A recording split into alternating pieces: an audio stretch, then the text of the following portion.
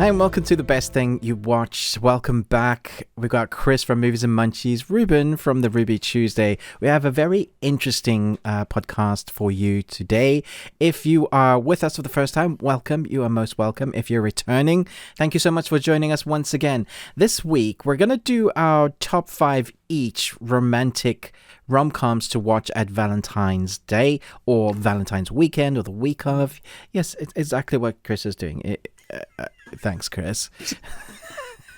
Good reason. I don't know what to do. I'm sitting here. And then we're going to talk about the best thing we watched this week.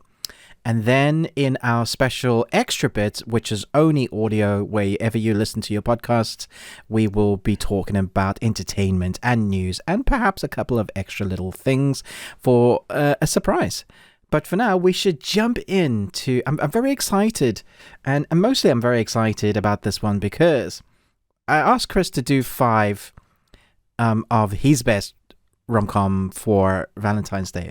But what I've also done is I've guessed 5 films that I think Chris might have.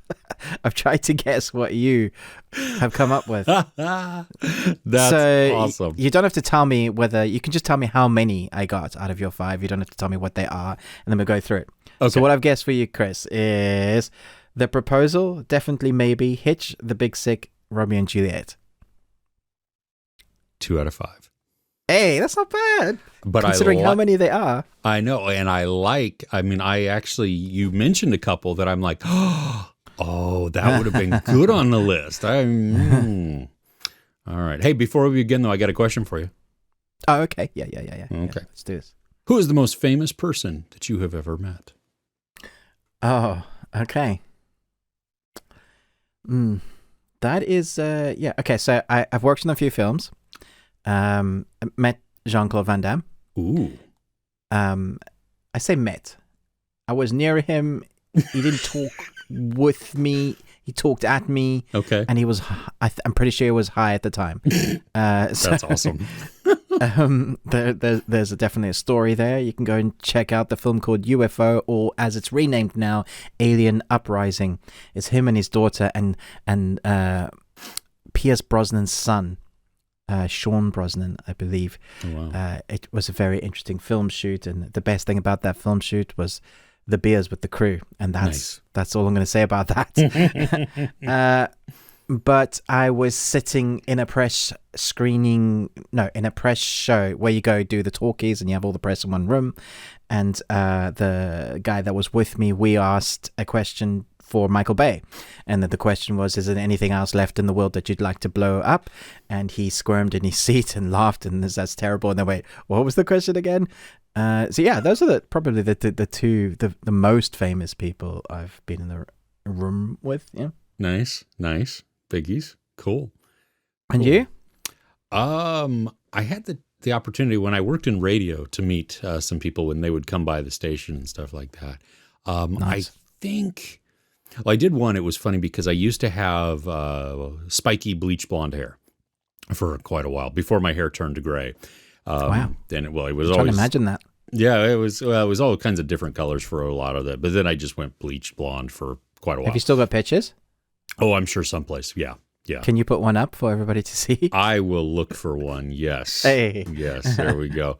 And I'll even look for this. Well, I have 2. I think it's on my Instagram someplace. I'll have to look back and see. But I got to meet Guy Fieri, which was fun because he's a Northern California guy, just like I am. And we looked very similar. I wasn't as stocky as he was, but we both had, I believe at that time, both spiky blonde hair. I'm sorry, I don't know who that is. Going to Flavortown, Diners, Drive-Ins, and Dives, Food Network, right? No? No, that's not in the UK. No, okay. Well, anyway, he's a chef turned food celebrity, I guess. Okay, cool. He would tour mostly the U.S. For that show and just tour all kinds of restaurants, and then have a. Anyway, it was very interesting. I was on a diet one time, and I was that's what I watched because I couldn't eat anything, so I was just watching this show, living vicariously through. And everybody else was like, why are you doing this? That's torture. And I'm like, well, it just makes me feel better because I can look at food and not eat it. But probably, you know what, I think at least the one that comes most to mind was Michael Rooker. You got to meet him. Yeah, that was a very nice man. I'm so glad he is as nice as he seems he is. Oh my gosh, he was actually, I think, because I think he was still, this was well before Guardians. So I think he was promoting, I don't know if he was still on Walking Dead when this came out or when I met him, or if he was, maybe it was right when, I don't know, my timeline sucks. Slither? James Gunn before. Oh, no, I don't think so. This was, okay. Yeah, my guess is it was probably probably Walking Dead. Yeah, but like, you know, his character of Merle and him in real life, totally different. Totally different. So nice. I mean, he was awesome. Yeah, you know, especially because you're walking through a radio station, going to an interview, and you know, all kinds of people are stopping in the hallway, and he was very generous with his time, and I didn't keep him there. I didn't. Can I have your autograph? Yeah, none of that. Just Can you sign my boob? Oh, well, I did that. You know, no, but yeah, just a quick photo with him. Told him, you know, I liked his work. That dude has been in so much. He has. He's good. He works a lot. Yeah, he does, and it always astounds me. Like when I think back and I'm like, oh my gosh, he's in that. He was in that. Wow. So anyway. Yeah. Okay. There you go. Nice. Yeah, good question. All right. Let's dive in. Yeah. So what's your number 5? Moonrise Kingdom from Wes Anderson. I would never have guessed you would have gone for that one. Okay. Oh man. Yeah. It is quirky. How was it a romance? The whole thing revolves around a romance between Susie and the boy. I think because it's Wes Anderson, I get lost in what is happening in this movie. Oh yeah, no, but I mean, this is like, I mean, think about it. Like they have this love story back and forth between them, and then he goes on the quest to get her, and then once he rescues her, they run away together. True. You know, the whole thing. Oh, the whole thing is about them being together. Yeah. So there you go. What's your number 5? Cool. My number 5, and most of mine are old films. Dances with Wolves. It's an epic. Yeah, this is the same. I'm going to throw this one back at you. How is this a romance? Okay, so we know the actor. He's done loads of these type of films, but it starts with him just being. I guess he's a broken man. He no longer wants to be like the colonel in the army. He eventually gets picked up by this tribe, and then he learns their language, and he falls in love with this Indian woman. And it's basically about her, him trying to protect her, and the harrowing, I'd say, adventures, the harrowing journey that they go on throughout their life. And by the time you reach the end, it's even worse, and it's like one of the worst sad films ever. But yeah, I just love it as a sad romance. It's one of those that it's epic though. It's like 3 hours long. It's it's been a long time since I've seen it, but I loved it when I saw it. It's a good choice. Well, not obvious choice, but it's a good choice. Not an obvious choice. Yeah. When I had to keep one that was like, what's one I would like to watch that I could push as a romance, because sometimes the guys, you know, there's some that are just not quite for us, but we sit there and we go, yeah, okay, for my partner, I will watch this. But this one, I think it does have a real love story at the heart of it. Sure. So I could argue Gone in 60 Seconds with Nicolas Cage is a love story. I mean, because, you know, he loves cars, and is that way? No. Okay. Fair enough. No, that's a good try. No. You're right. There is a huge love story within Dances with Wolves. I mean, that's why I think it connects so well on a lot of different levels, is because you become emotionally invested in them and just their progression together. So.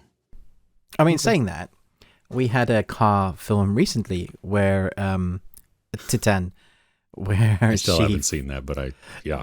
Where she has some fun with a car, and then you know, stuff ensues like it naturally does. That's a romance. It's not on my list. Yeah, maybe if I saw it, it would have been on my list. I don't know. Maybe it'll be on your list of never watch this again. Could be. Yeah, I don't know. A lot of people seem to have loved it, and I'm not sure. I don't know if they love it because it was just so weird, or if it's really well done, or what it is. No, I hated it until I loved it. Okay. It's like 2 films. Yeah. Okay. Fair enough. Okay, so what's your number 4? My number 4, What's Up, Doc? Have you seen this? Ryan O'Neal, Barbara Streisand, comedy from 1974. Oh no, that's like way before my time, Chris. It's a pretty old film. Wow. Okay, I didn't see it in the theater. I mean, I was not day release. Yeah, no, I'm not even sure I was. Yeah. Anyway, it's very quirky. It is very, very funny. But it's also a love story within there, and it came out right after Ryan O'Neal's Love Story, that movie, and at the end of the movie, he pokes fun at his movie, which I thought was great. Right. But it is. It's this very quirky romance. Is there any singing in it?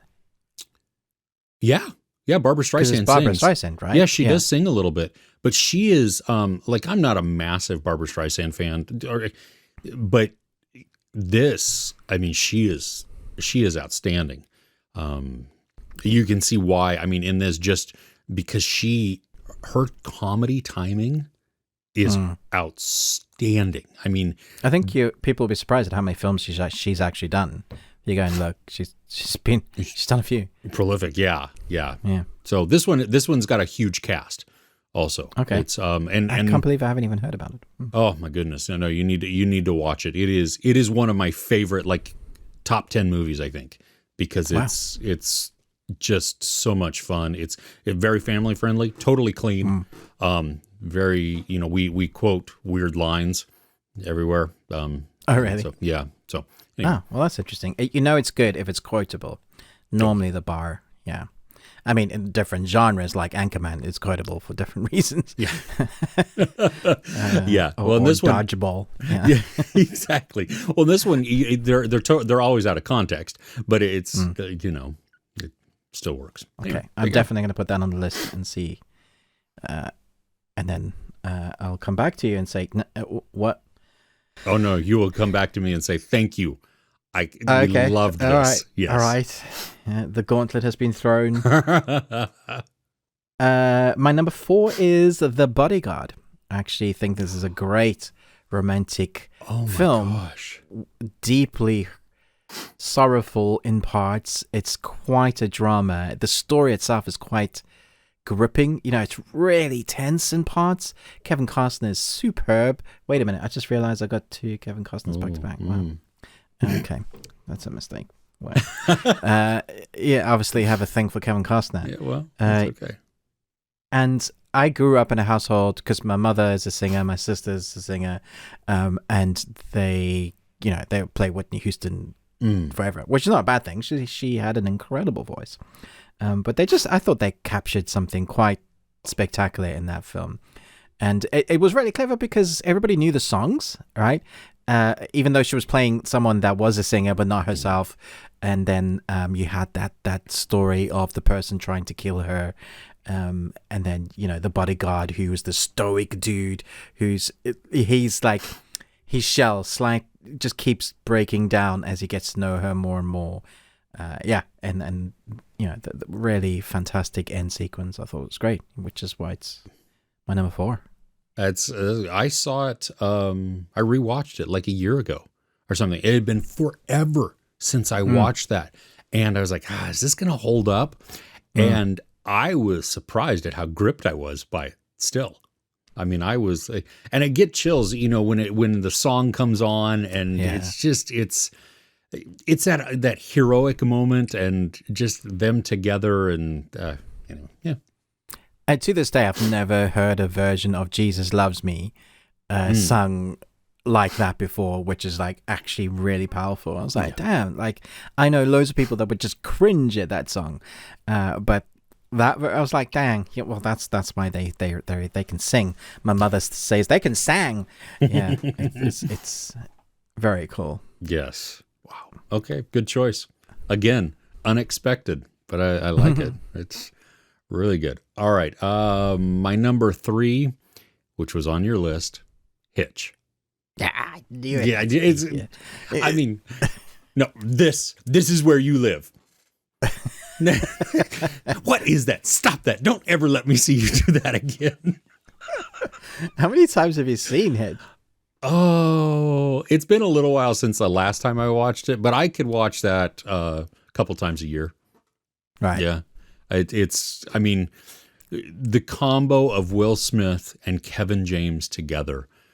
Yeah. I mean, Will Smith is brilliant, but you bring in a little bit more of the goofy, but a different goofy than what Will Smith is, and those two together just. If they both manage to bring what they bring best, and then at that time, I think that's what Will Smith was doing best, because he wasn't doing very many serious films at the time. He was more like action comedy. Yeah, so he did this Hitch thing, and then we had Kevin James, who has that timing as well, and they just played off each other so well. So where it is a rom-com, it's almost like a guy rom-com as well. It has like two halves. Not that they were in like a friendship, butting heads sort of, buddy cop almost sort of friendship, which worked really well with him trying to school him into, this is how you got to do the love, man. Really great, really funny. It's a good choice. So what did you actually do for him? Not a damn thing. It's awesome. My number 3 is a film that when I watch it now, I get sad because the main actor's dead. Oh. It's Patrick Swayze, and it was a toss-up between Dirty Dancing and the one I'm going to talk about, because my wife loves Dirty Dancing, and I know and most women would consider, but I have to go for what I enjoy watching with my partner. And it's not Dirty Dancing, like, even though I know it is romantic and but for me, Ghost is a really great love story, mostly because Whoopi Goldberg was in her prime there, and when he comes as the ghost, like there's moments where he's like possessing her, and then there's like even that was weird, or he's just not letting up until she recognizes that actually this is a real thing that's going on. The comedy between them two. So apart from the romantic side of it, and that great scene with the pottery that everybody always memes, it's great, and it's beautiful, and it's sad, and actually has a really good mystery story in there, which I thought was really fun, because you're always trying to find out, well, how did he die? Why did he die? Who did it? But the Whoopi Goldberg duo, and I know Whoopi Goldberg at the moment in the news is not doing well, but she did do some incredible films that I used to look forward to what she was going to do next. Oh, yeah. And this, for me, was one of her best. I still can't, and this is spoiler warning if you've never seen Ghost, but every time I see Tony Goldwyn in any other role, I instantly think of him in Ghost. And I don't know why. I don't know if that's the first time that I didn't know.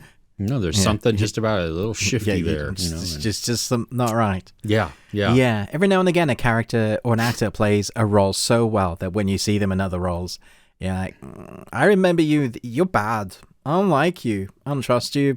You can jog on. Yeah, exactly. Okay. Number 2. Little. Well, I don't know if it takes place in Ireland. It's an Irish film. Why not? But rom-com, Leap Year, with Amy Adams and Matthew Goode. You seen this? I think so. I think it's been a while if I have.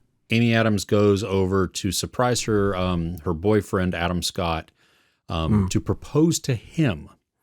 Because on Leap Year, there's a tradition in Ireland, I guess, at least according to the movie, where you can, the woman can propose to the guy, and she goes on the road trip with Matthew Goode. And there's a scene with sheep. on a road and they get stuck in the Yes. car. I'm trying to remember if it's that. Yeah, or the cows. Yes. Yeah. I mean, I like Matthew Good. He's great. And Amy Adams is a great duo. This was one of those also that we watch, could be several times a year. Yeah. Oh, right. Okay. Yeah. But it's probably once a year now, but and it's always, it's a comfort movie. My wife loves it. I love it too. I think, the comedy really works. The duo of those two, their timing, their chemistry, because they're oil and water for a lot of it, and that, I mean, the movie's predictable. It totally is. For sure. Most of those are. Yeah. Exactly. And that's okay. I mean, because that becomes the comfort, because and you hope that, we see them, how good they are together, even though they don't see it yet. We're rooting for it down the road. And so, yeah. And then you have the two or three Irish guys who just periodically pop in little bits here and there, and they expound their Irish wisdom through sayings. Always cracks me up. Always cracks me up. So great. Yeah. So, yeah. Makes me want to move. Before I do my number 2, if you're listening or watching, give us your top 5 below. And how can you have missed these? I'm sure there are, because there's so many. There's so many. There are hundreds. It's going to be massive. Yeah. And it's also very personal, I guess. Like some films, romantic ones especially, will resonate you.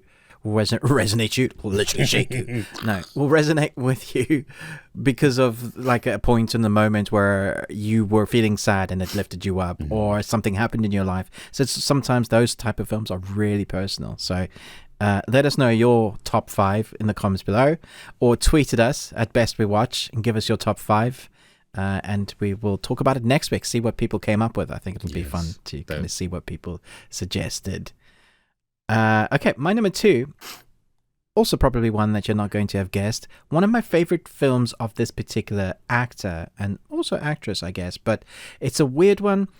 Eternal Sunshine of the Spotless Mind. Oh, it's a bit of a head trip, but the central premise is all the love story, and I just love the quirky indie vibe of this. Jim Carrey, man, when he does stuff like this, I mean, don't get me wrong, I love his over eccentric, overacting comedy that works for him well when he was doing them, but then he ventured off into doing like The Man in the Moon, my favorite, Good Morning, Good Evening, Good Night, in case I don't see you, The Truman Show, The Number 23.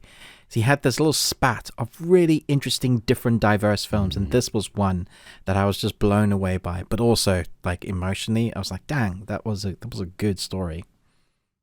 It's been a long time since I've seen it, but yeah, I guarantee you, like once you put it back on, you can be like, "Yeah, I forgot." I think the dialogue, the script was so good.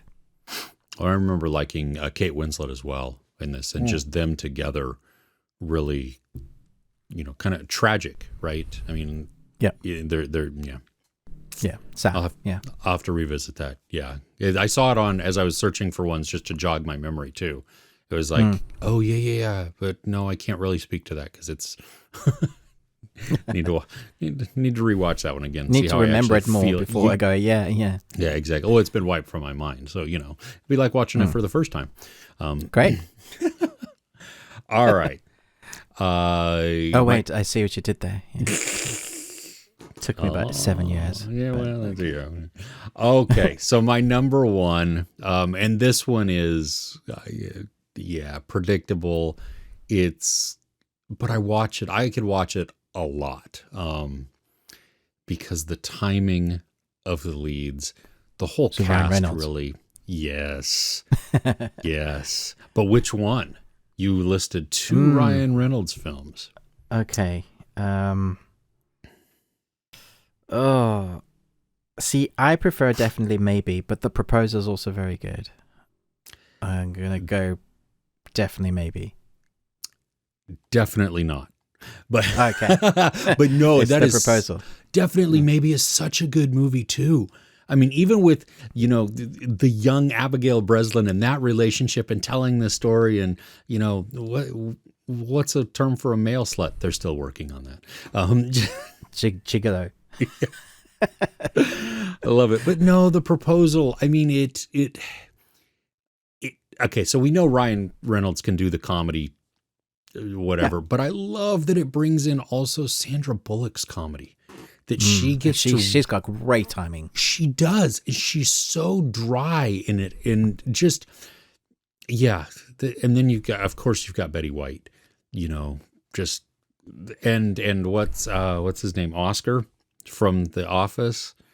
Oh yeah, of course. Just the whole thing. I mean, it's all predictable, but it's also some of that comfort there, and just that one makes me laugh like a lot because again that. Right from the very beginning, that even though they have this setup that they're going to fall in love over the course of a weekend, which probably is not very realistic, but whatever, they've worked together for a long time. So it can be believable then. But but I would, if I'm going to do an honorable mention, I'll put definitely maybe in there as the honorable mention. Nice. And really, because as far as a love story goes, it's an unexpected love story because, we have not only the three tales that he's telling to guess who the mom is or which story is which, to get to the mom, but then knowing that they're divorced or that they're getting divorced. You know what I mean? And so it's bittersweet, but then there's the hint then of, well, there could be something still. And so just that part of it, okay. Nice. Yeah. Cool. Good choice. I really want to watch those again. It's been a while since I've seen them, but I know I enjoy them a lot. If I were to do honorable mentions, it would be two that I couldn't put in this one because they're more Christmas ones, but like Love Actually, one of my all-time favorites. And then the one with Jack Black where he's a musician. They do a house swap. Oh, The Holiday. The Holiday. Oh my god. Probably would have been my number one. So good. If I didn't have Notting Hill as my number one. Wait, I'm surprised that you put this as your number one. Yeah. I watched it recently. Okay. And it was Spike that I forgot how much I loved Spike. And I was like, all right. Yeah. So you got Hugh Grant's The Bookstore, and I'm an author, so it immediately resonates with me when you're like, anybody goes into a bookstore and there's a story there. I'm like, yes. We watched Pretty Woman yesterday. And Julia Roberts, and I was like, wow, that has aged really well, because we thought it was going to be films that you can't make today because of and it wasn't like that at all. It was really more empowering, and Richard Gere was great, but Julia Roberts, her timing. And I was like, this is why she was so good. She did that romance, those moments that you just can't help but like love her. And when she's laughing, massive smile, she's known for that. And then the romance that comes out of this, it was a bit of a different take for her because she was more somber, more. She had some laughter in that, but it was really more Hugh Grant that was bringing that kind of comedy. And then obviously Spike. Oh my gosh, yeah. And I was just like, yeah, dang, okay. This is the one, she's the actress, right? So it's the Horse and Hound. Interviews. And then when he's in doing the interviews, the Horse and Hound as press. Yeah, I definitely resonated with that. Like not knowing, the readers of Horse and Hound would like to know. Are there any horses in space? In space. Oh, and that's also the one with the dinner party where his sister sets him up, right? With several of the dates, and the one who's what is the one where the she only eats fruit or vegetables that have fallen off the tree or something like that. So these carrots have been murdered. Yeah. And Spike ends up with the sister, I think. With Hugh Grant's sister. I actually just love that whole family as well. Yes. They come across as so real. So when they're across the dinner table, you get some of the hurt that has been there, because the wife is in the wheelchair, and there's that whole history and how much they love her, but at the end they're so invested in trying to get Hugh Grant and Julia Roberts together that you're like, yeah, I'm with this family, man. I really want there to be a happy ending. I think there would have been a riot if there wasn't. Oh yeah. Like, you sit through all of that. Yeah, well, correct me if I'm wrong. He's not a brother. I think he's just a friend. He was like a lawyer or something like that, who's kind of like either lost his job or losing his job or something. Like, isn't he? Oh, poo! The name has completely left me now. Shoot. He's been in. I mean, he's a big. You talking about who her? Yeah, he is a very well-known British actor. So Ralph Ifiens is Spike. Is Spike? No, he's a minor character in this. It's Tim McClarney as Max. Because Gina McKee is Bella, who was no, not because he's the brother too. Why am I not? It's gonna maybe I'm now. thinking I must be. Oh no, okay. I was thinking somebody else, and it's not him. Okay. It's James Dreyfuss who plays Martin. Oh no, that's his idiot shop person, right? Hugh Bonneville. Yeah, you know who I'm talking about? Hugh Bonneville. He's in Downton Abbey. He's Mr. Crawley. Right. And he's in Paddington and stuff. He's the one that I was thinking of. Like, he's one of the friends. He's Bernie in Notting Hill there. And so just I don't know why I brought that up. Stream of consciousness within my head. Thanks for that. There you go. Okay, welcome. Small insight into Chris's head where it just... Yes, so he's just their friend that's always there. Yeah. Yeah, he's basically a part of the family. Yeah, exactly. He's always awkward with Julia Roberts' character. Like, even when they first meet, he's like, right. your salary. Oh, so how much? So you're an actor. You doing okay? Yeah. How much? She's like, 11 million. Oh. So good then. You're like, oh my gosh. He just, and then he finds out who she is, and he's just like mortified. It's such a good choice. What a great, very rewatchable too. Oh yeah, for sure. You could stick it on at probably any point. Like if it's one of those films that's on TV and it's halfway through, you could probably just watch it from there, and you'd be like, yeah, I'm all good. Totally, yeah. Well, and Rhys Ifans he steals it, doesn't he? I mean, every time when he even opens the door with just his underwear. His different outfits are amazing. Like when he tells him to change his shirt because it's offensive, and then he's like, "Is this better?" He's like, "Yeah, much." And then on the back, it says something horrific, and you're like, "Oh my gosh!" Or his goggles and like wetsuit outfit, which then Hugh Grant is wearing at the movies. Just kills me. Oh, it's so good. It's amazing. Yes. Yeah. Good list. I think that's our list. So let us know once again what is your favorite romantic films to watch. It doesn't necessarily just need to be on Valentine's Day or whenever. We're always looking for. Maybe we'll find a few that we haven't seen. We'll add to our list. Yeah, my wife I think would probably add, even though it's very, very sad. I was going to say A River Runs Through It, and that's not correct. It's Brad Pitt, Aidan Quinn, Anthony Hopkins. Yeah. Juliette Binoche? No. Maybe. What's it called? It's not The Shadowlands. Flippin' heck. It's a great film. It's really sad. Very sad, but huge. Like, it's really depressing. Yeah, but a huge just romance within there. It's a sweeping romance, like really epic. Yes. And it's quite old now, though, right? It is. Yeah, it's gosh, I want to say it's probably early 90s at most. Because I think it's before Brad Pitt did like 12 Monkeys and 7. What the hell was it called? That's gonna really bug me. It's driving me nuts too. A River Runs Through It. was great. Oh, Legends of the Fall. That's what it was. Thank you. Is that right? Legends of the Fall. Legends of the Fall. That's the one you meant. Yes. Yeah. Yes. Yeah, because it was... My gosh, that film's depressing.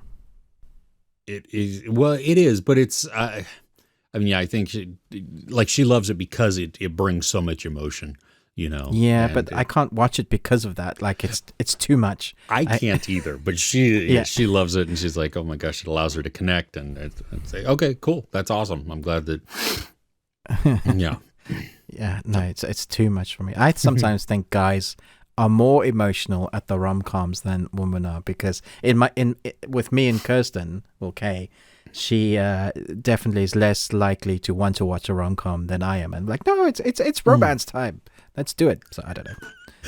It's funny how we classify romance, and you know what I mean, like how it connects with us versus typically. Oh, yeah. yeah, exactly. Yeah. Great. Okay, should we move on to the best thing that we watched this week? Yes. It's going to be an interesting one, I think. Because we've going to fight about something? Talk about it. I think we might fight about a couple of things, to be honest. Oh, okay. Fair enough. Well, why don't you kick us off then? Okay, I'm just going to roll off two that I saw. It's a Lifetime movie, A Painted House, based on a true story. And the next one is a horror called Cannibals and Carpet Fitters.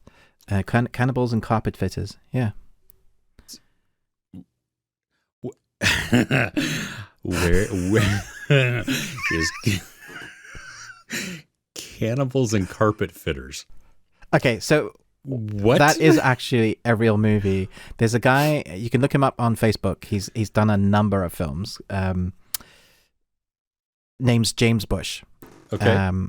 I know I've been chatting to him on Facebook, and he did a short movie from Predator and on YouTube, and it's got like 9-10 million views. Oh wow! It's a short movie set in the Dark Ages, literally called Predator Dark Ages, and it's garnered a lot of interest. But actually, that was just a joke because you've been painting your house and you've got carpets coming. Oh. So but you didn't get it. I was just like, I was waiting for Chris to go, because the first one is a real movie as well, Lifetime movie, A Painted House, Chris. Oh, jeez. Okay, so a little background. I sent Ruben a picture because, yes, we are, my house is just destroyed at the moment because it's got to get worse before it can get better. And so we're having new carpet installed, but we had to paint all kinds of stuff. And before that, we were working in the garage. Well, and so I sent Ruben this photo of my looking down from our landing on the second floor into our living room, and everything covered in plastic. And it just looks, I told him, hey, Patrick Bateman is like Dexter. Over. Like you've decked out your kill room for sure. You totally. Yeah, I sent my son basically what I had told you. Patrick Bateman came over and invited me to listen to some Huey Lewis, and my oldest son texts back and he's like, "Hey, Paul." Nice. Yeah, if you'd invited me for dinner right then, I'd be like, call me next week when that's moved. Yeah. If you walk into a room and there's plastic underneath your feet, run. Yes, well, sometimes you just got to take care of it. 2021, 2020, 2022, it's been a rough year. We're just going to take out a little bit of stress and aggression on something. I don't know. That's not a confession at all. There's nothing buried in my backyard at all. Nobody. I'm sure. No. Pet Cemetery 3, here we come. Yeah, no, that mound out there has been there for years. It may look fresh. Sure. It's not. Yeah. No. Okay. Okay, I'll start properly this time. No jokes. Okay, so I think off camera, I mentioned to you I had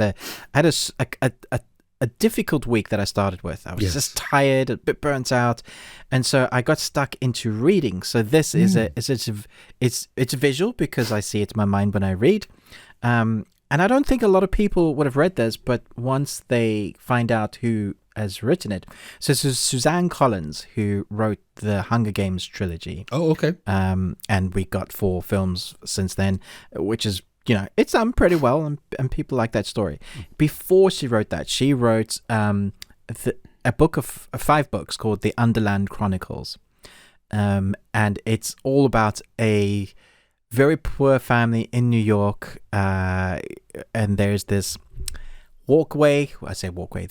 this kid has to do the laundry, and he's always looking after his little like 2-year-old sister.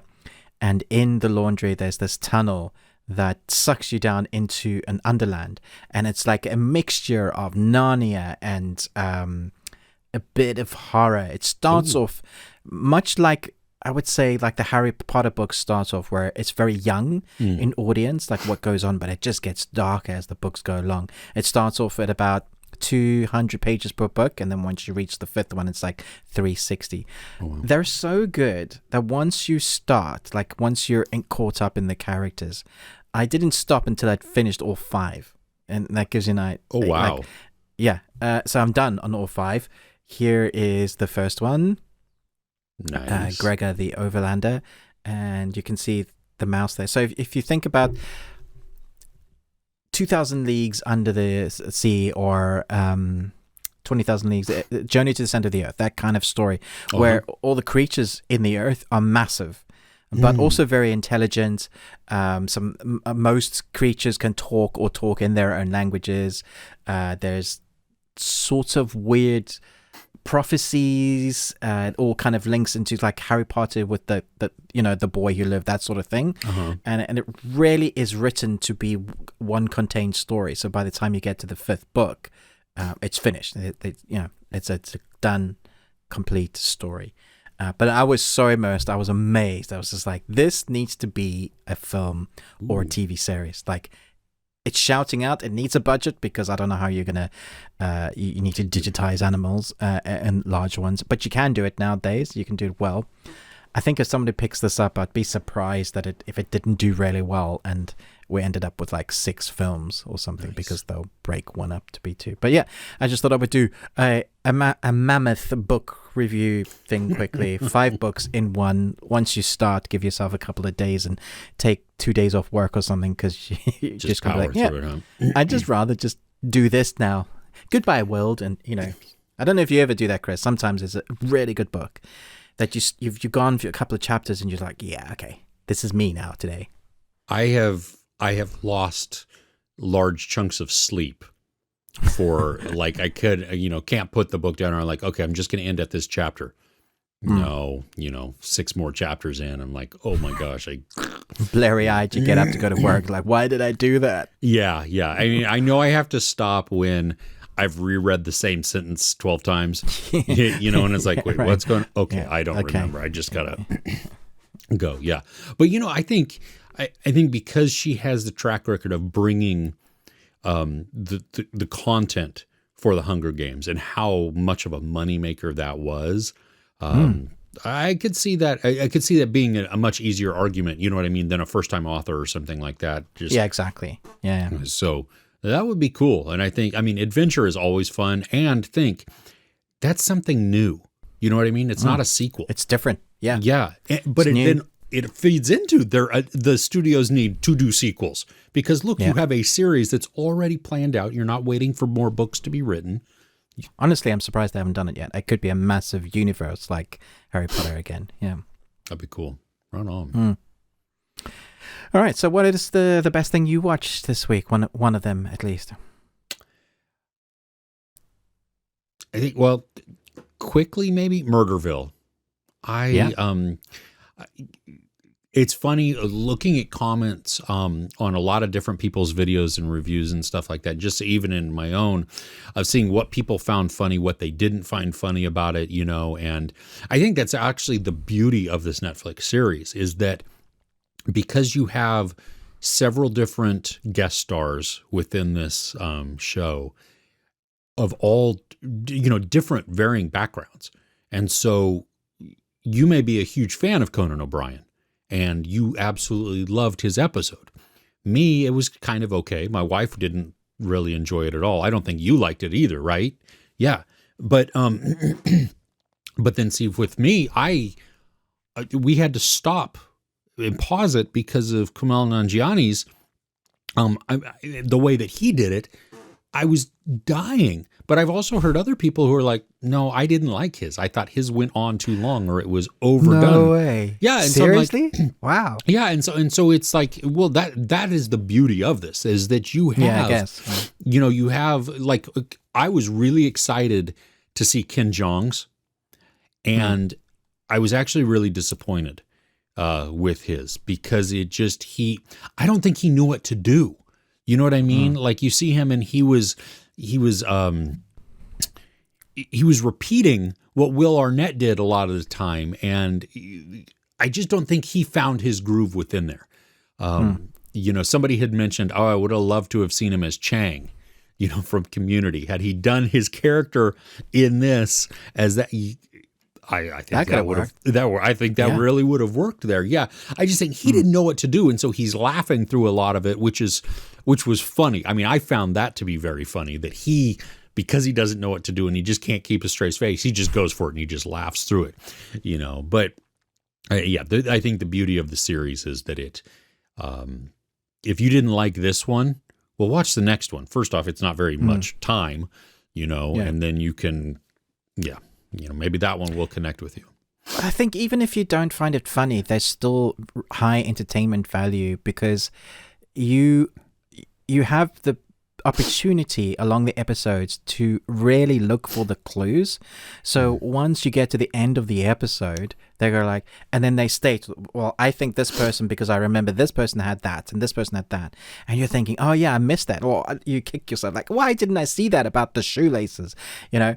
And then like you give yourself a little tap on the swords and you're like, yeah, I like my wife and I, we were trying to guess like who did it, and like if I got it right, I'm like, yes, I did it, I'm a detective, I can do it. But funny story, because I watched the Conan O'Brien one and I wasn't going to watch the rest because I was just like, this is terrible. I don't understand why people find him funny. He's a talk show host. I think maybe if Jimmy Fallon had come and done it, because he's an actor, he has acted, he might have been better. But Conan O'Brien, I just don't get why they asked him. Like, I know he's got a following. Was that the reason? Maybe, okay, fine. So I was just like, oh, please don't let the rest be. And then you told me about Nanjiani. Oh, what's his name? Kumail Nanjiani. Kumail Nanjiani. Thank you. And so it was one of those nights I couldn't sleep this week. 1:30 in the morning, I stuck on that episode, and 10 minutes into the episode, I'm trying to be quiet because my wife is completely asleep, but the bed is going. Because I'm containing my laughter, and I'm like. So then I made Kirsten watch it like the next day. I say, you got to watch this one episode, because we missed the beginning, I think, of what it was that they was unscripted for that particular guest. So it was really weird. So like, what is this? But once you know it's unscripted for that one guest on each one, then it makes it really exciting because you're wondering how they're going to react to the scripted story, what they're gonna do. You know, just Sharon Stone trying to catch a heart and then screaming like a little girl. I cracked up. That was brilliant. Well, the blood spurting out everywhere. Yeah. So good. Well, go ahead. I was gonna say, Kumail, I think the bit that Kirsten and I were almost falling off the couch. Kumail's trying to walk. He's trying to do the cool walk. And then there's this, you got to have a unique sound. And when he did the sound, oh my gosh, we were crying. It just, what? That's when we had to pause it. I couldn't handle it. I had like high-pitched wailing, laughing. So good. Yeah, he was my absolute favorite within there, because nobody else, while I did laugh at some of them for the most part, you know, in different spots, or I got a big like reaction chuckle type of thing. His was like that gut laugh where I just almost passing out just because I needed to catch my breath. You know, one thing that I didn't even mention in my review, but you know, it was fun to watch the characters break character because they would. But did you, all of the murder victims, that was like, you would watch when they would move. Like even in did you check the mouth and you just like, wait, why is that corpse moving? Why is that corpse smiling? Or just a little slight involuntary movement that they've not been able to keep still. Yeah, really funny. So good. Yeah. And you know, normally you would, all of these things would be bothersome. but because of how the entire show is set up, I mean, it just exactly, yeah. Totally. I mean, you could never get away with that in an actual drama or even a comedy. Your corpses should not move. No, yeah, absolutely. It really works here. Yeah. Oh, fun. It's great. That was on my list as well. Oh, cool. So, have you seen this week's Mandalorian? Because I'm really enjoying the season 3 of Mandalorian. I have. I actually watched it last night. Yes. Great. Okay. So I'm obviously talking about Boba Fett, but the last 2 episodes have been Mandalorian. Yes. But oh my gosh, I don't think I've geeked out this hard. Obviously, massive spoilers, but yes. The amount of Star Wars things that they put in this one episode, my nerdy brain was like exploding. I mean, again, massive spoilers. Luke, I think they've really nailed the CG for the way he looks. Mm-hmm. They're like, but when he's got Grogu on his backpack and he's doing the flips, and I'm like, this is Dagobah. This is amazing. I love it. I mean, there were so many other moments as well. Did you? That's one of the best things I've seen. Did you watch it, or what did you think? Oh, I loved it too. I mean, I've been enjoying the series. You know, the Book of Boba Fett. I've been enjoying it. I know a lot of people haven't, but whatever. I've been having fun with it. And was it at the end of episode? Was this 5 that just came out? This is 6. Okay, yeah. So at the end of episode 4, I was out in the garage working, and my son had already seen it, and so we have it playing on the TV out in the garage, and we're just, I'm cleaning up stuff, and I've been watching, but because I'm not reviewing this, it's more of just something that I'm enjoying to watch. You know what I mean? So I'm not, I don't have to sit there riveted not fully, every single, everything that's going on the screen. I can listen to it, I can look up and watch it, and then do something and keep watching. And my back was turned. And I heard the Mandalorian, my son, so my back is to the TV. I hear the Mandalorian, like just the beginning of the theme song. I like stop and I turn around to my son, not watching the TV, watching me because he's waiting for my reaction because he knows it's coming, And I'm like, what the? And he goes, uh-huh. And so then, last week, episode 5, all about the Mandalorian, the Book of the Mandalorian, and not a Boba Fett at all, which was cool and weird all at the same time. But yeah, it was weird. This one, I mean, I loved how much of a Western it became again. Yeah. I mean, absolutely. I mean, the standoff, we actually had the Western bit. Well, and I really, really hope he's not dead because I love him as a character. I was so right. I mean, I knew that he was going to, because who he was up against, if you know anything about him.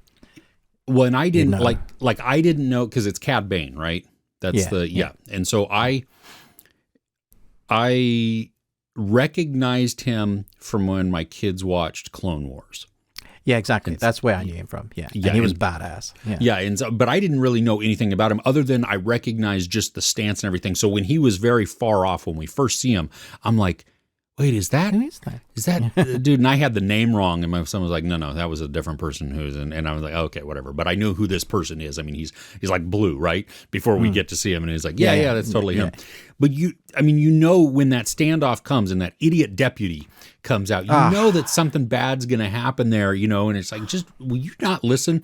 But even when the episode kicked off with Timothy Oliphant as Cobb Vanth. His name? Yeah. Right. It made me remember back into the first season where I'm like, dude, I really like you as a it just. I hope we get to see more of him, and then he's on this episode, but then he gets shot. And I'm like, you can't do that. Now he's shot up here in the shoulder area, so I'm hoping that he is alive, but just. Yeah, that deputy, though, I'm so glad he got shot like 5 times because he was the worst. Oh, yeah, he needed to go. Yeah. So, but even, when you go back, okay. So my son was telling me that like the scene where it opens up with the three Jedi battling against the clone troopers and stuff. Like, I guess there's a whole bunch of Easter eggs within that as well. Yeah, for sure. Yeah, that I didn't pick up on. And even one of them, I think, at one point that it had like there was like some symbol on the wall that only. If you're gonna like go frame by frame, I'm sure you're gonna pick things up. I was like, I don't know. Okay, but the seeing Ahsoka was outstanding. Yeah, it makes me excited for her show that's coming. Can't wait to see. Yeah. So just the choice though that Grogu is left with, where he takes either Yoda's saber and becomes one of the greatest Jedi masters of all time, guaranteed, but he can never see the Mandalorian again. I'm sorry, but we all know he's going to choose the Mandalorian, right? Like, without a doubt. Now, see, you know how I know? Because there's his ship has the little dome and doesn't have an asteroid droid. They've just left it there open, and I guarantee you that's where Grogu's going to be up, looking around in his ship. I hadn't thought about that. That's what it is. Yeah. That's well, and okay, so even and I'm not sure if with Mandalorian and Book of Boba Fett, if they're kind of retconning and making the sequel trilogy not canon. I don't know where they're going exactly with this. I've heard little grumblings here and there that maybe this is their way to do their own thing. Yeah, to switch course maybe, or take these out of being canon. But think about the three sequels that we got in recent years. There is no mention of Grogu. It's only Yoda, even when we see Luke later in life, and when he starts his academy, Jedi Academy, where Adam but Driver you still have lots of Force users or Force ability. They don't have to be Jedi. I think that's the way it's going to be. He's not going to be trained in the ways of the Force, but he's going to have affinity to the Force.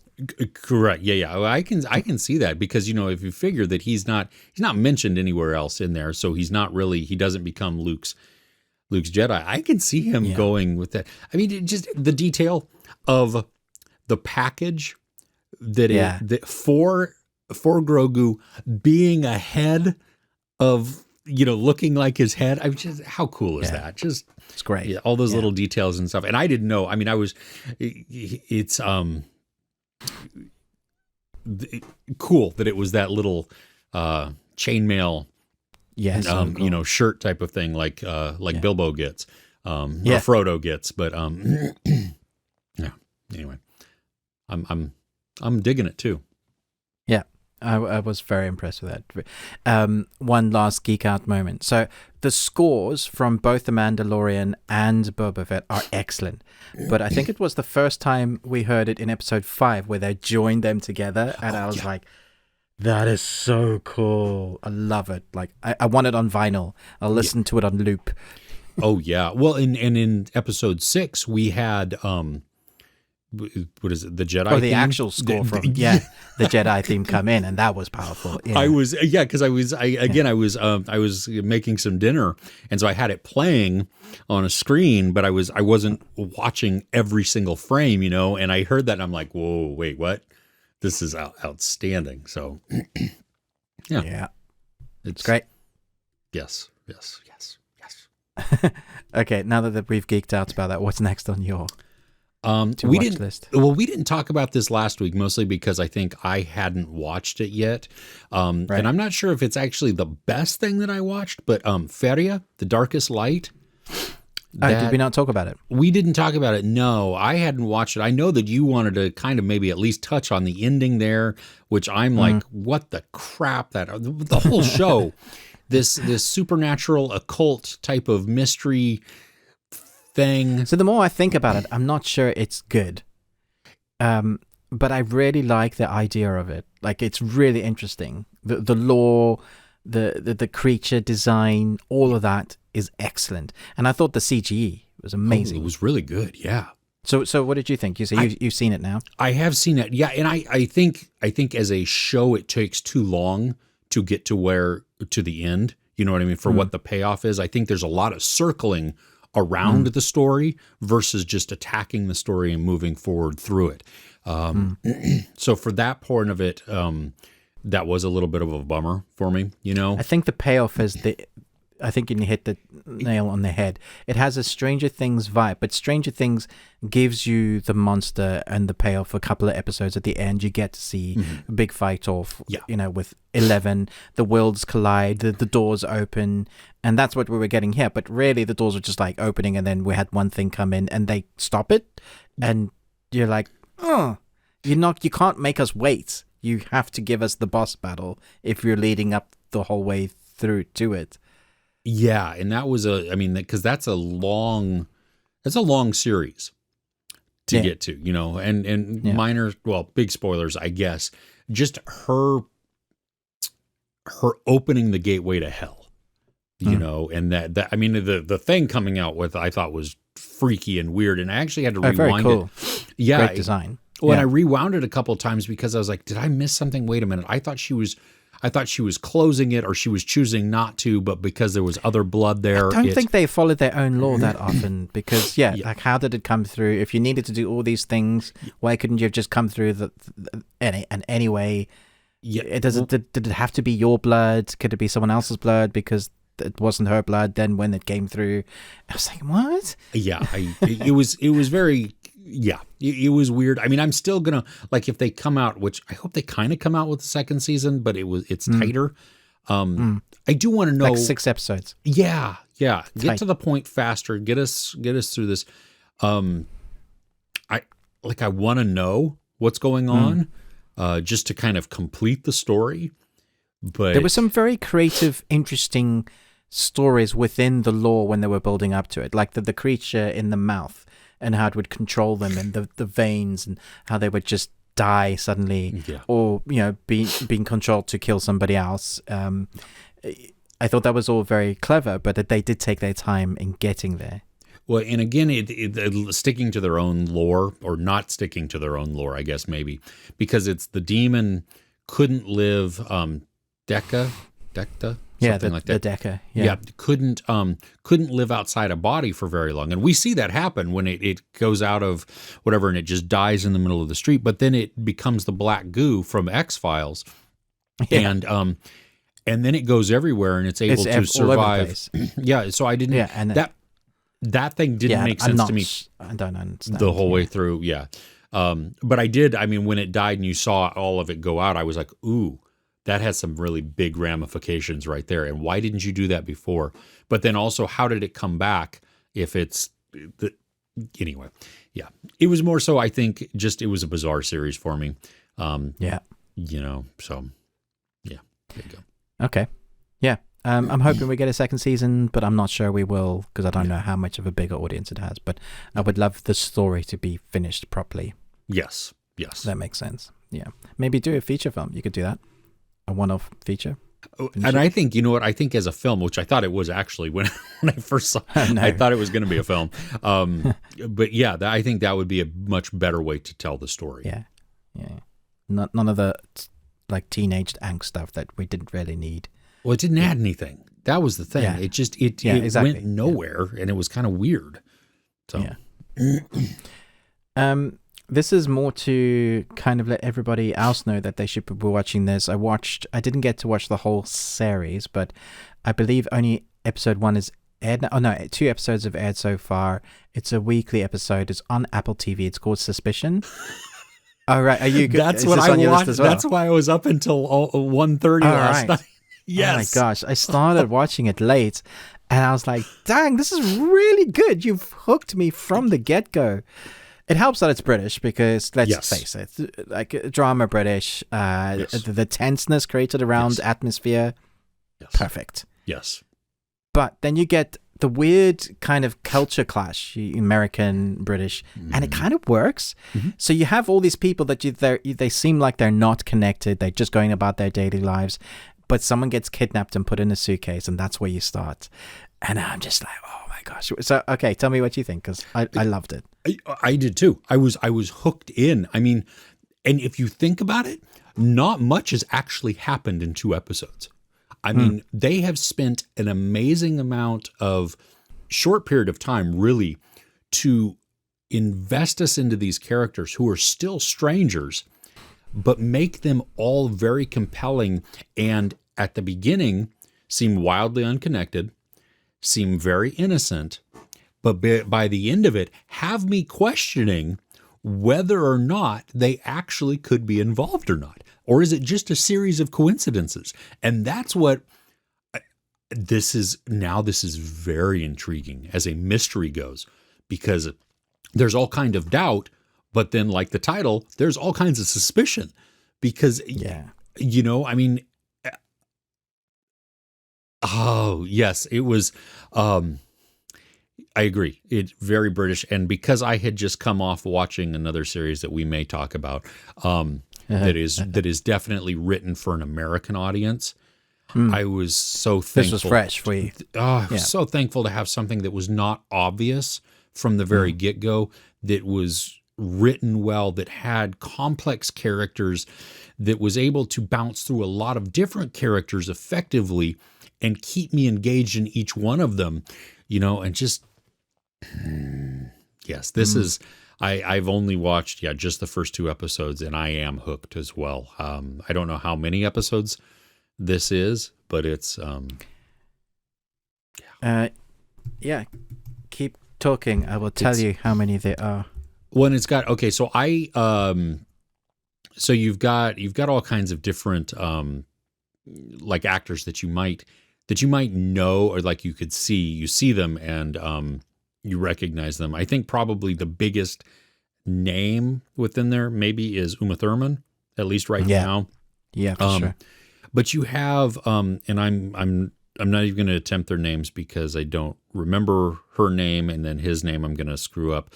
But one dude that was he was actually in The Big Bang Theory as Raj, I think is his name. Oh, yes, in that. Of course, yeah. He's in this just great at kind of the meek and the stuttering and the, you know, like, whoa, okay. And you're very sympathetic, but yet now you're bordering on, like unbelievable, which is nice because I need that. If you're a fan of Agents of S.H.I.E.L.D., Simmons, she's in this. She's great. Yeah, she is the, also, I'm a big fan of Agents of S.H.I.E.L.D. Oh, there you go. Yeah. What is it? Roland Emmerich? No, he blew up the moon. Yes, he did. Noah Emmerich, I think, who, he's in, is he in Truman Show? He's in, I know he's in Frequency, with Jim Caviezel and Dennis Quaid. But anyway, he plays like the American, expert. I don't know. The whole cast really is, they've hooked me within this because of just how shielded they are, or with their information. You know what I mean? They all have this shroud of mystery around them. Oh, the other dude, the one guy who's running around in the background, he's from World War Z, where he runs on the plane and shoots himself, or getting off the plane with the gun and shoots him in the head. Yeah. Oh, the head. Yeah. No, it ricochets and kills him. Yeah. He just like he's barely in the he's barely in the movie. I was so surprised by that. Funny. Yeah. So anyway, okay, you were looking up how many episodes? Yeah. So there's 8 episodes, and it finishes on the 18th of March. So this week is by week. Definitely one, I think, if you have not subscribed yet to Apple TV. I mean, they have been coming out with some, and not just recently. Really, I mean, they've been coming out some really good content. Really good series. They're kind of kicking butt, man. Yeah. They're a little understated, a little bit unknown that they've got some really, really good series on there. Servant is outstanding. Also, I'm still weirded out week after week. I'm so freaked out by Servant, man. It gets weird. I was like, Charlemagne needs to be doing this. Yeah. Yeah, absolutely. Write more like this. Mm-hmm. Yeah, okay, so we've come to that part of the show where Chris and Ruben put on their boxing gloves. Now, What is that? What is that? Let's put this in context, right? Austin gave this an 80%. And I'm not saying I often disagree with Austin, so that doesn't mean. But I've checked other reviewers as well, and generally this has been received really well. And then I went and read a little bit of one of the books I have, and the description fits the actor perfectly as to the type of person he is, how he looks. So they've nailed him. But I'm obviously talking about Reacher. But playing devil's advocate, I recently we watched this season, then we went and watched the movie. Now I know Tom Cruise doesn't look anything like the character. Like it's ridiculous that he was even cast in the role. It's just probably just because of his name, right? Yeah. It's the smallest actor in the world playing one of the biggest blonde dudes. It's ridiculous. But the film holds up in the light of knowing Reacher's background, because of what you find out about him in the series. So as a little side thing, if you watch the series and then go watch the films are better because of the series, which I thought was really funny. Oh, that's interesting. Huh. Okay. Yeah, because they were like, oh, now I know why he's acting like that, whereas they haven't given you that information in the movie, but because you know the information of how he acts, because you know what's happened to him as a child in the series, then yeah. Okay, so anyway, the reason why the actor is so reformed and strong and stoic is because that's how his character is written. That's how he is. He walks into every room and he's calculated. He's looking for his exits. He doesn't talk a lot. He's has presence. But you didn't like it? Okay. Because you gave it a really low score. Wait, 1.5. And before you carry on, Yes. 1.5. And before you carry on, I could not finish Raising Dion season 2. The acting and the story was so just like, come on. Like, I like the special effects and I kind of like the idea of it, but I think the main kid's acting is not great. He does bug me a bit. I think his two friends are great. The little lady in the chair, I think she steals every scene she's in with them. I just don't think he's a great actor, but I also think the story is just too long. It takes too long to get there. It's so soapy. So, but you gave that a higher score than Reacher, and I'm like, what? Chris, explain to me. Not that you have to. You're allowed your own. You're allowed your own motivations. It's just friendship over. Yeah. Well, okay. So I was more forgiving with Raising Dion because it's made for kids. You know what I mean? It's made for a younger audience. Yeah. So but it's also very dark in places. It is. Like, it is. Yeah. Okay. You know, and this is a weaker season than the first season, I think, because it rehashed a lot of stuff and didn't give us everything. It had its own issues, so I'm not going to deny that. But yeah, I am. The reason that I'm more lenient on a show that's geared towards the younger audiences, just because the complexities within certain things, you know, it can't be there. Now, could it have been much better, and should it have been much better? Yes, absolutely. So no question there. Okay, so Reacher. But 1.5. Yeah. Okay. So I know that I'm in the minority of this. Okay. I mean, even based on all of the comments that I'm getting, that, you know, people love it. But here's the thing that everybody seems to, is that, so the character that we see on the screen is representative of what's in the book. Okay. And I acknowledge that he is very menacing. That he is a big hulking dude who I like, that he's very short, that he's no nonsense, that he gets to the point, that he's not going to waste time, that he is brutal when it needs to be. All of that totally, I like that. I like that of his character. My issue was, well, and people have even said, you know, you didn't read the book. How can you, you know, do this? Or my microphone just took a crap there. You know, how can you haven't read the book? How can you're comparing? Well, I'm not reviewing the book. I'm reviewing the series. Exactly. No, exactly. That's never a good excuse. It should be able to stand on its own. Yeah. And explain everything it needs to. Yeah. Exactly. But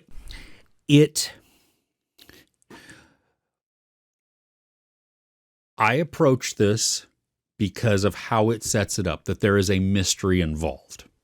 you know, of what's going on. And from the very beginning of from the very first episode, I knew who the players are who are responsible or involved in it. You did? Because I thought it was one person and it ended up being another person. Oh, I knew the mayor was involved. I knew that the son was involved. Yeah. I knew that the dad to some degree was, you know, involved. The corporation. Because I thought the dad was like the big bad. And he was pretending to be nice. Yeah. Now I did not know that. Okay, spoilers here. I don't care, but in case you do, that. Okay, so it's about the laundering of money, or not even the laundering, the counterfeiting of money to send outside of the U.S. to other countries. Okay, so I didn't know that. That was unimportant, really, to it. I mean, the why. You know, it's more of what happened, and because you're chasing this murderer, or these, you know, these murderers, as is established very early on. So the brutality of it, I liked. I liked when there were fights because they were just he went for it. They were. I mean, that was good. His acting took me a long time to get into. Okay, and it's not because of him playing this character as stoic. As in him just being not like I just couldn't get into him as an actor giving me this character. Now, by the end of the first episode, I had kind of accepted it. And I was like, okay, this is who you are. This is how you're doing it. This is what it's going to be. Yeah. Okay. So I'm going to just get on board with you and just follow along. The dialogue I felt was stupid. That it was written for an American audience, and I just offended a ton of people there. But I think you're right. I mean, and now here's the thing. Like too many thoughts in my head. Everybody's like, you know, this sticks really close to the book. And my thinking is, come on, no. This book couldn't be that obvious from the very beginning, right? I mean, you've written this. It sticks closely to the book, but they've missed things out, which the TV series hasn't had time to put in, which is probably what you're feeling, I'm guessing. Like to obscure some of the mystery, because that would bug me. Like I have read, it bothers me to no end when there is a mystery book or something like that where I guess it within the first third of the book or something like that. That I have this much left of the book, and I know what it is. I'm just waiting for the absolute confirmation that I guessed it. That's come on, you know. And so that's where my question comes in: is like, does it really? Come on, the book has to be better than this, right? It has to, because there is a large amount of books written for this character, and you know, okay. It was somebody in the comments had told me, it was like, you know, no, this sticks really close to the book. And then somebody responded to that one and was like, well, I watched this series and I thought, well, maybe I should read the book instead. But now you have confirmed that I will not be reading this book at all.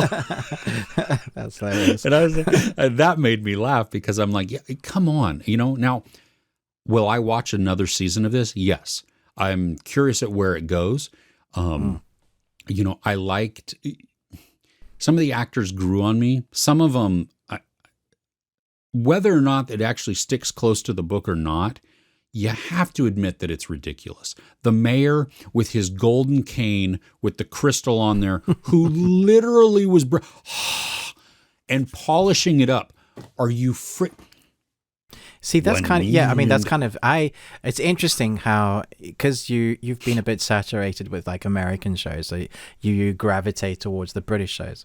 And because I grew up in South Africa, gravitate towards the British and the American, because very much so in South Africa, the American is like way better quality than what the stuff that you get in South Africa. Oh, okay. And so, and I didn't have any upbringing to British stuff until I got to the UK.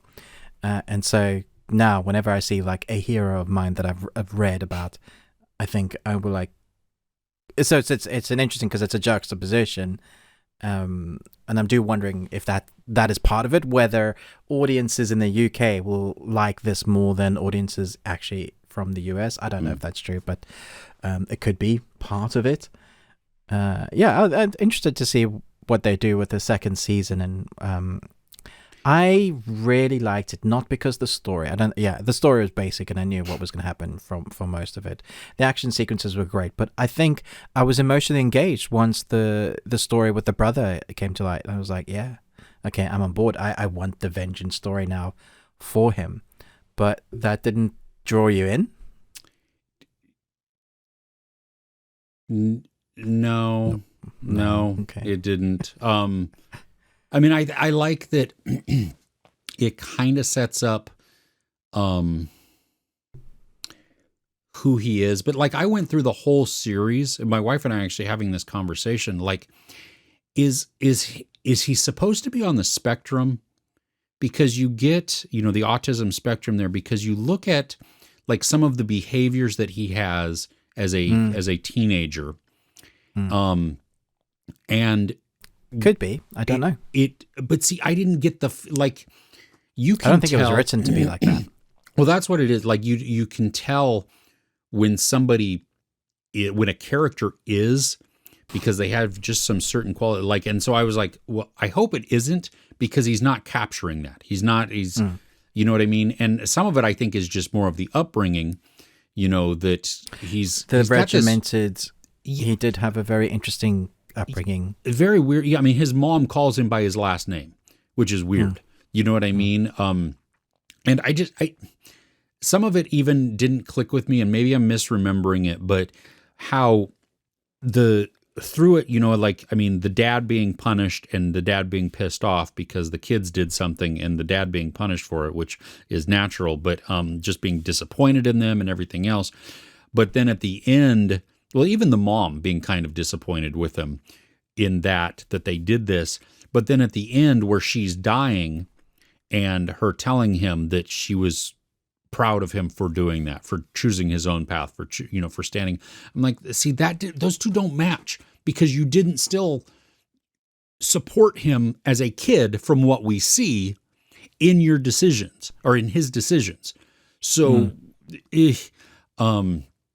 can I comment on the CGI tear at the end? That when he gets it. Do you think he just couldn't cry? My wife, who had already tapped out of the series, almost threw something at the TV. She was like, "Are you freaking kidding me? That is seriously?" But do you know how much that would have costed you? And they also have there's an ointment that you can put on just here that will naturally produce a tear. So I don't know why they would have had to CG it. It was so bad. Anyway, I can respect that this has a huge fan base, that people love the book series, that they love the character.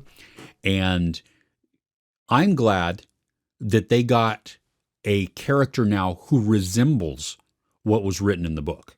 You know what I mean? And I knew that was one of the, even though I haven't read the books, I knew that was an issue with the Tom Cruise movies, that everybody was like, that's not Jack Reacher. He's tiny. He's not even the same hair color, just all of this. That doesn't work. So I am glad that we have now a character who matches this. I just want a better story. If I'm going to invest... there's lots to choose from, so hopefully they have a better story in next. Yeah, and if you're going to give me a mystery and you're going to take me on 8 hours of it, I need to not guess it right off the bat. At least halfway. Yeah. 4 episodes in, fair enough. Yeah, you can't mask. You can only cover up so much with violence. You know what I mean? Because this wasn't an action series. I mean, it's a mystery series and a drama series with some action in it. And okay, fair enough. But the drama and the mystery has to be compelling enough. And that's what I'm going to stand by I actually, when I started my review, which is not much better, but I was at a 2. But the more that I had gotten... A whole 2? Wow. A whole 2, yeah, because I didn't like it anyway. But I got more and more pissed the more that I thought about it. And I was like, are you kidding me? You have this, or now you've wasted my time. It took you forever to be here. You have all of these implausibilities, all of these things that just don't make any sense. And I mean, him, like I mentioned in my review, he goes from murder suspect to being in the investigation as an equal, or even more so, just like Alyssa Milano did in Brazen. Tell me it's not any different. It's massively different. Okay, so he's not an author. Gosh, Chris really didn't like this, y'all. Sound off down below and tell him why he's wrong. Yeah, well, they already have, which is they have. Which is fine, and that's okay. And I totally respect. I mean, that's the thing, that you can totally love it. I mean, I gave my reasons why I didn't. I feel that I have justified those, but at the end of the day, it is an opinion. You know what I mean? And if it's okay to be wrong. Yeah, you are okay to be wrong. It's okay. No, but you know what? I mean, I think if you loved the series, that's awesome. I'm glad that you find enjoyment out of it. That's the thing that, I mean, because how often, I think it's actually very uncommon to have a book, to love a series so much, maybe outside of Harry Potter, that once you see it on the screen, that you still love it. Because more often than not, it's very rare. Yeah. They lose so much in that adaptation. So that is thrilling that they were able to capture, the showrunners were able to capture the story in a way that people who love the novels can get in behind it and can love it. So, hey, wonderful. I just didn't like it. On that note, I think we've come to the end of our discussion where Chris talks about the reasons he's wrong. And we're going to go into our podcast section where we're going to talk about things we're really looking forward to coming up, and entertainment news, and possibly a special thing from me.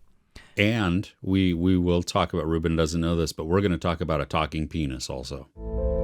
Okay.